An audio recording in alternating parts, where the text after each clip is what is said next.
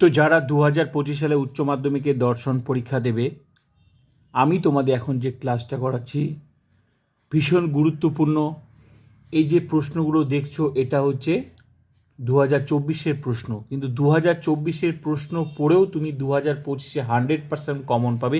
কিভাবে? এই যে এটা হচ্ছে আরোহমূলক দোষ থেকে এই চ্যাপ্টার থেকে প্রশ্ন।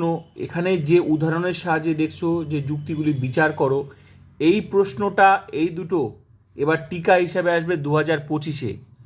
তুমি যদি টিকা মুখস্থ করে থাকো তাহলে অবৈধ সামান্যীকরণ দোষ মন্দ উপমা পড়ো, এখানে 2025-এর টিকা হিসাবে 100% পেয়ে যাবে।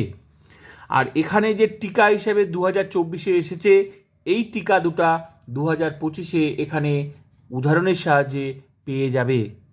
তো বুঝতে পারলাম।